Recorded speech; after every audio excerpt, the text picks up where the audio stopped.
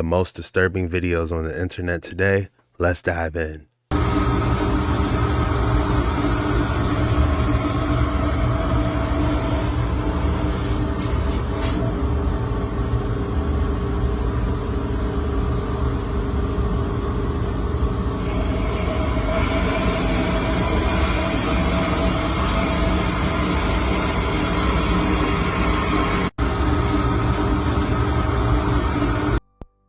If you ask me, they found a dragon.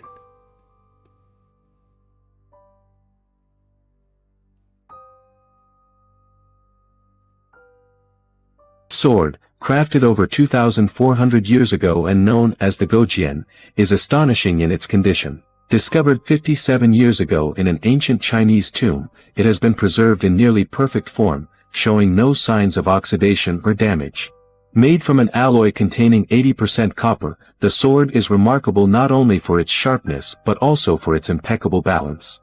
Its surface is adorned with intricate patterns and ancient runes, adding an air of mystery. At first glance, such a description might sound like fiction, but this artifact is entirely real. The secret of its preservation remains unsolved to this day. This sword, crafted over 2,400 straight out of the game Dynasty Warriors. Welcome to Edinburgh. Oh my goodness, absolutely beautiful. It's almost like they're still living in the old world.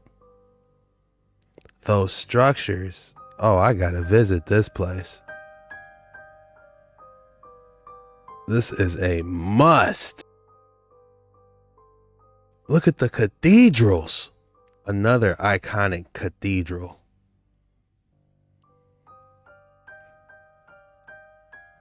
I bet going inside this place, it'll be something you'll never forget. This is one of the rarest libraries in the UK. It is the Chained Library at Wells Cathedral in Somerset.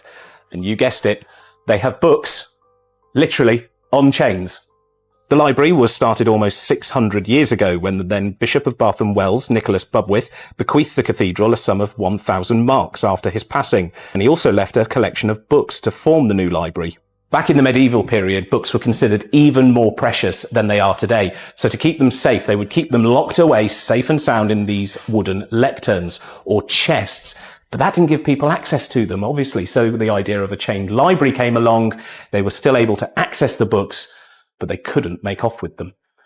At one point, this library was one of the longest in Northern Europe, but it has seen a lot of change over the decades, the biggest of which was during the 17th century, when it was refurbished into what it is today. Now, this is one of the oldest books in the library. It's a copy of Pliny the Elder's Natural History and was printed in Venice in 1472.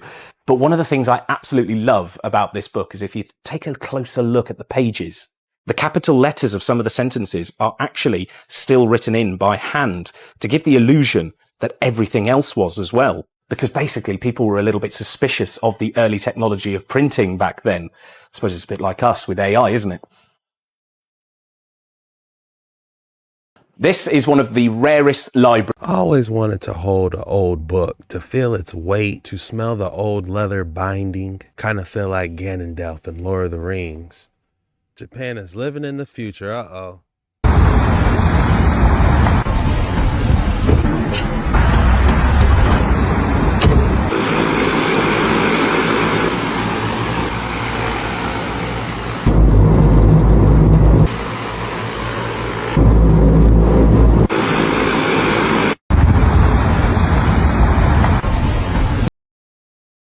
How scary would that be?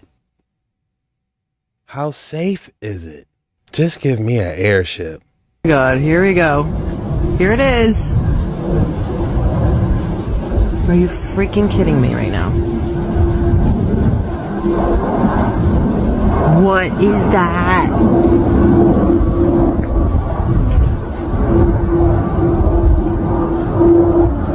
Oh my God, here we go. It's crazy that we're seeing all these UFO-sized drones, only if this camera quality was a little bit better. Why is it the ancients always wore silver? This is going to blow your mind. Your brain and your body is a bioelectric system. Your body is basically a technological machine which serves as an interface that allows consciousness to interact with the 3D world. Your body's flow of ions and electrons helps to ensure that your body's bioelectric machinery operates harmoniously and supports vital functions, which is why the ancients wore silver and precious metals, because they enhance the flow of ions and electrons, which can enhance the flow of electricity within your body, making your brain to process information quicker. You are an electromagnetic machine. The human body is a battery. This is why we have to charge ourselves constantly with energy. Silver is said to be one of the best energy conductors. Silver has the ability to minimize electrical resistance, which improves cellular communication and energy flow. This is the original reason why humans used to wear jewelry, not to enhance our looks, but to enhance the functions of our electrical bodies. If you have neck, wrist, or ankle pain, you would wear a specific metal around this area. I'm just gonna say it. It shouldn't exist. This place shouldn't be here. Machu Picchu isn't even the only city in the area that's 8,000 feet high. Yana Picchu is even higher. Before we try and explain how they got the rock to do that, you gotta explain why it was a priority to put doorways that go nowhere in the temple. This rock right here is what really gets me though. How do you get that up there? How did they know the same techniques as another culture across the globe? Why is the older stuff more advanced than the newer stuff? I don't see iPhones getting worse. I wouldn't know how to get water up here, but their fountains still work. We only know how they did it because we 3D scanned it. Not only did they know how to get it up there, they delivered it to the citizens via art. No one gives these guys enough credit. They thought these were for food or like grain, grinding grain up. They fill up with water one day and someone notices the angle at which they reflect. We built them to observe sections of the sky during specific times of the year through the windows of the surrounding building. And then we realize the whole place is aligned to the sky, celestial events. Here's the deal. When someone comes in and takes all your stuff, then enslaves your people, they get to write your story and make your people look like idiots. South America, Africa, India. Strange that they all have some form of this guy. But all of them just so happen to have the most unexplainable stuff. Utterly unsatisfactory explanations for what it was. All of which make the natives look inferior. I'll tell you what doesn't lie. A big old rock. I'm just gonna say it. It shouldn't exist. Machu Picchu, how did they get those giant boulder-sized rocks up that mountain? Show you might be proof that little people exist.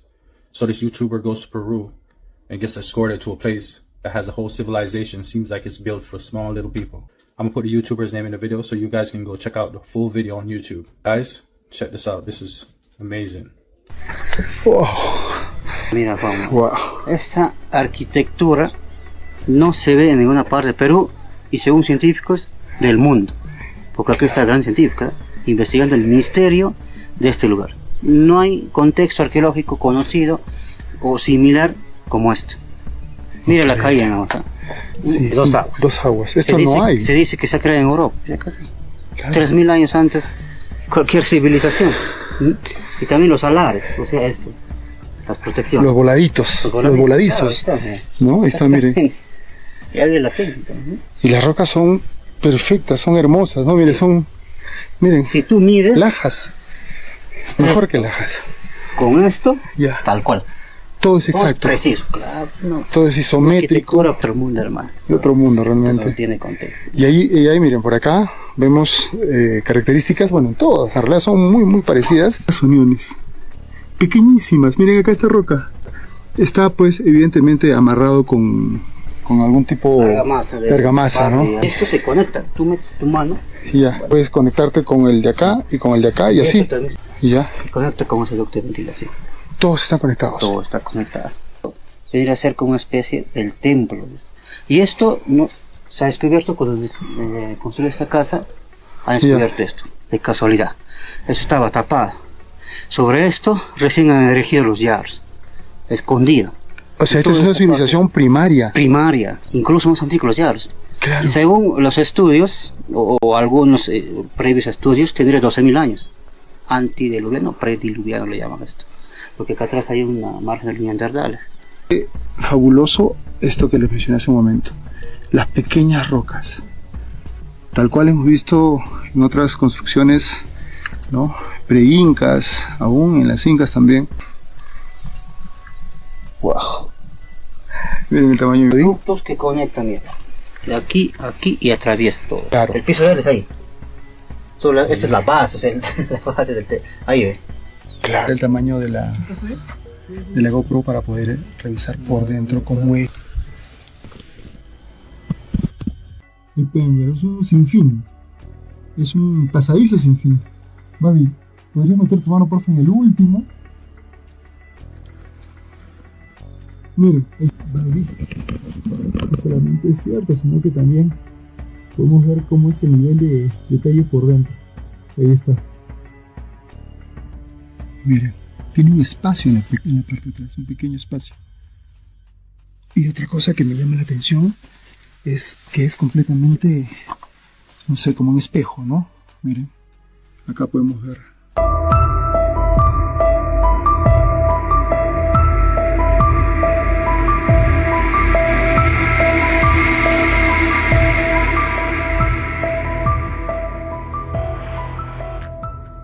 ¿Conecta? Vamos a ingresar acá con la cámara. Miren, ahí está. Ahí está, se puede ver tranquilamente que hay un quiebre hacia la derecha. Y para el otro lado, ahí está. Lo pueden ver. So what do you guys think about this? This is amazing discovery. It hasn't even hit mainstream archaeology yet. So could this be proof that little people exist? Guys, share your thoughts and your opinions in the comments. Let me know your theories. Peace. What an incredible discovery. Little people, though, it's not hard to believe looking at that structure. Something had to take its time and create it. And they said the dimensions fit it perfectly. If only Tinkerbell cleaned up the place a little bit after she left. So come through. This door is heavy as I weigh like 70 pounds. One time, you gotta close it slow. One time we let it slam and it broke a $60,000 piece over here. But if you come closer, we put these in here because it's more, keeps them more secure. These are the expensive pieces. Get a close up of all the pieces. We have cool tourmaline in here, sulfur. Just a bunch of really cool pieces. Aqua. Some of the pieces are like the favorite pieces. Like this is the first piece we ever collected. It's not the most expensive piece, but it's a cool piece. This piece is super, super rare. Travis, if you want to come over here. This piece is extremely rare. Like no one would ever show this piece on TikTok. Ever. So these cases, and then if you look around, Jeff, if you do a 360, there's really cool pieces all along the walls down here. Like super, super cool pieces. This amethyst is probably my favorite over here. These two amethysts, this is unreal. That's really cool. And if you come in here, you guys have probably seen this before. Here, I'll show you guys. Without the dark light on, it looks like normal rocks. You're passing those every day of your life, right? Bear with me, turn the light off. This is really cool. Certain animals can see this, but we can't see it without 3 levels of UV light. So stick around, I'm gonna post 2 more parts, I'll post them right away. I won't make you guys wait 8 hours. So come through. This door is heavy as shit. The door. I should have knew something was up just looking at the door. Man, who is this guy? The gym guy? He said he slammed the door and broke a $70,000 piece. Just glue it back together. You'll be all right. Man, that green piece back there is stunning. All these pieces are stunning. You gotta be rich to get something like this. I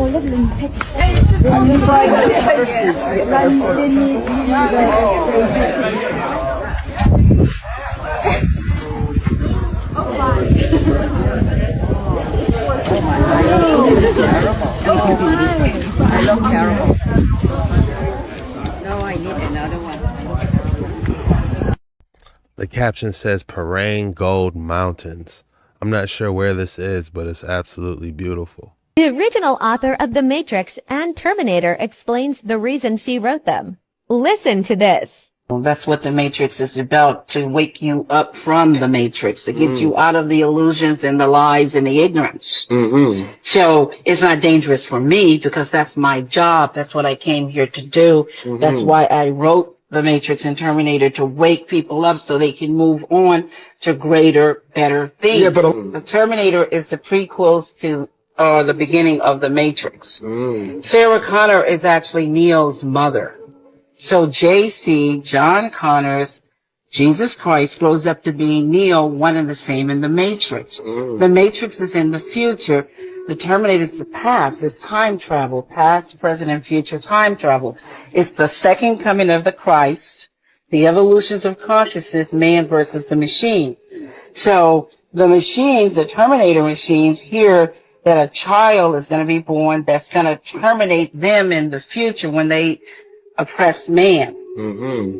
So see, it's a man versus the machine. It's God's children versus man's children, which was technology. So you'll basically have to watch all the Terminator movies first, then you watch all the Matrix videos. Like watching The Hobbit first, then watching all the Lord of the Rings. Is the Ring of Power good? I've been meaning to check that out. In 1999, ABC aired a story on Chris. They sent him to a neuropsychologist. Hello, Chris. For a standard The Dark Continent? In 1999, ABC aired a story on Chris. They sent him to a neuropsychologist. Hello, Chris. For a standard IQ test, 2 hours of problem solving. His score reported as too high to measure. The highest individual that I have ever measured in 25 years of doing this. Experts tell us most people have IQs around 100. College grads average 120. Above 130 qualifies for membership in Mensa. Chris's estimated IQ has been reported at 195. According to statistics, only 1 in 100 million people have a score at that level. I like to maintain a little bit of modesty because it's healthy to do that. It's not healthy to get a big head.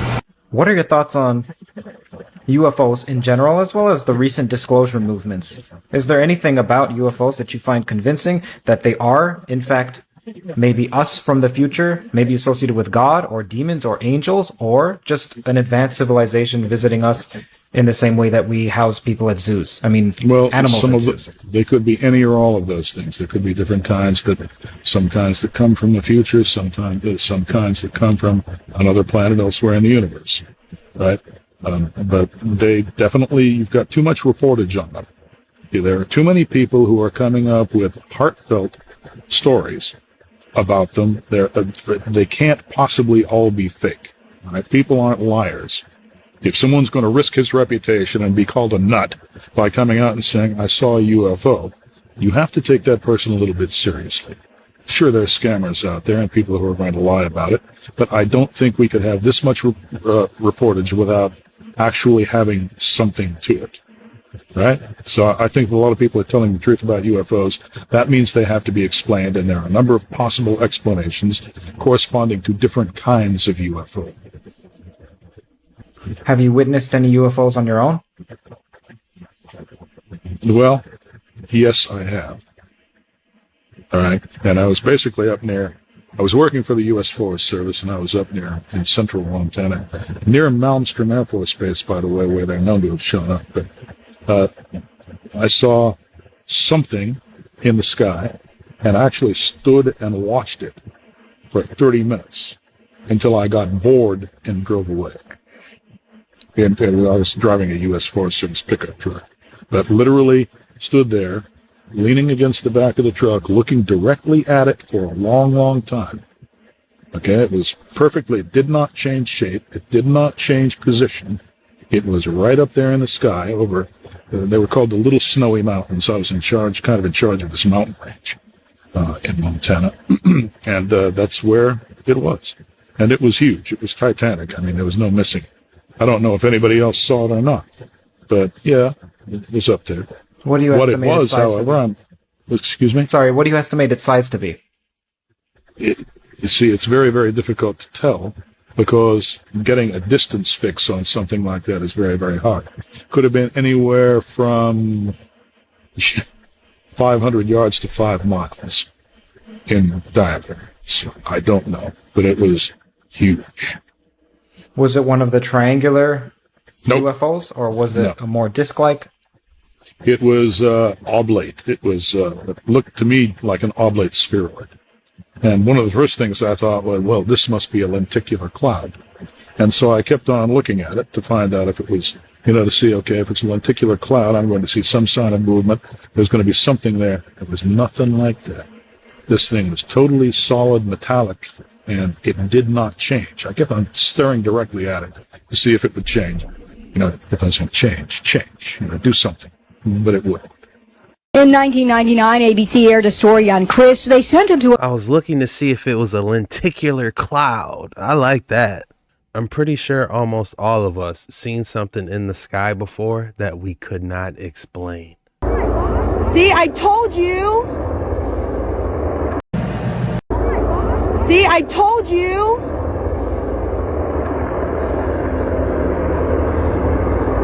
That's straight up, you guys. I told you. See, I'm not losing my mind. Holy moly! Oh my gosh! Oh my gosh! Oh my gosh! See, I told you. Helicopter is chasing these orbs. Why though? Almost like they're getting a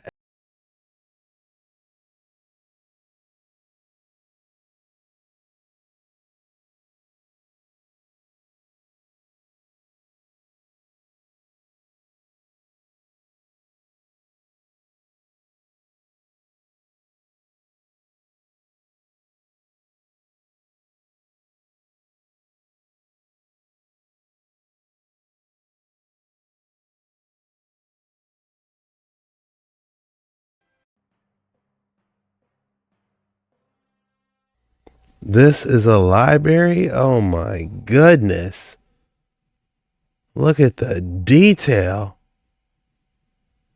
They have marble pillars with, it looks like bronze or iron statues all over. Unbelievable.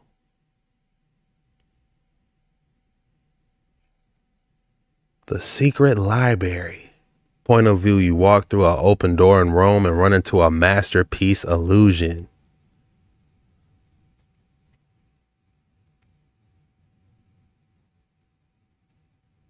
Yeah, it does look like it's keeps going.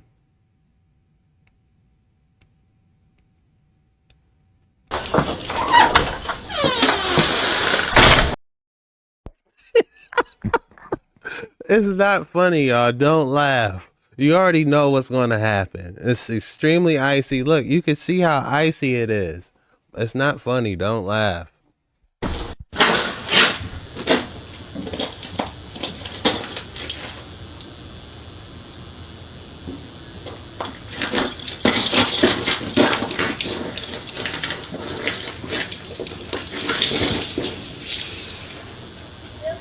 Yep, I'm good. Ah, geez.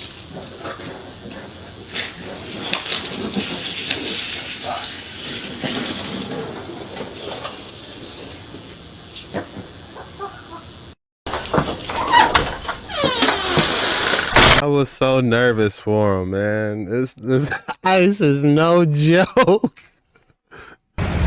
Not your average F-350. Check out this sleeper. You talk about cool. Not your average F-350. Check out this sleeper. You talk about cool.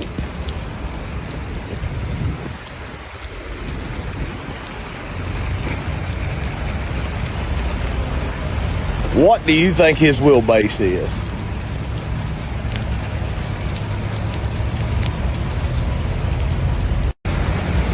Not your average F-350.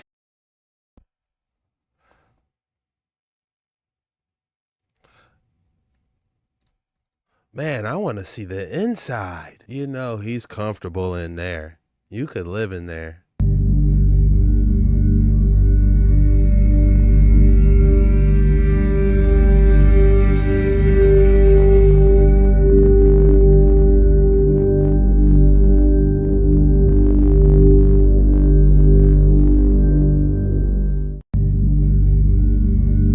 I was thinking more of the Underground Railroad.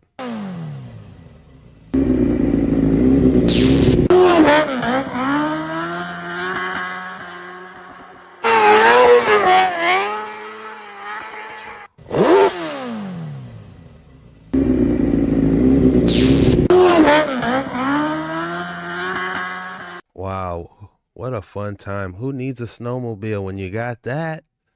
At night, though? You know he's having a blast.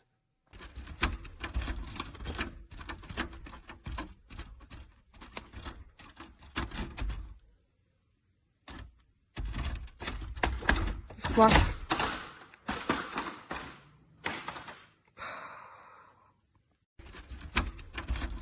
That sigh at the end was like, really? You walked off the job again? That ladder's not getting paid enough. This is an entrance to a hidden world in the UK.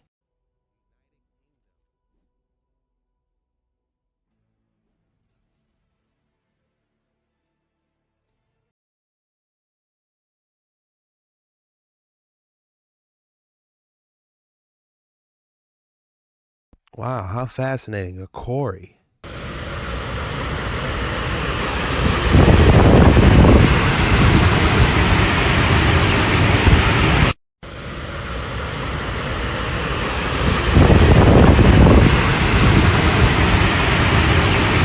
The location of that was Grand Falls. Archaeologists in France made a remarkable discovery, a leather pouch containing 21 gold coins and a gold ring. The coins were identified as dinars minted in Spain and Morocco during the 11th century. Of particular interest was the gold ring, which features an engraving of a god's bust and an inscription dating back to the first half of the 12th century. Archaeologists in France. Oh, no, that's incredible. Look. Oh, whoa. Oh my God, that's a big one. What? Oh no, my goodness. Mira, bro.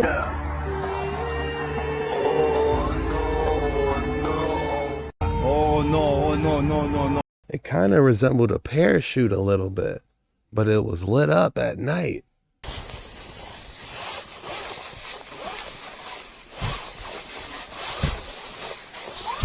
This sword.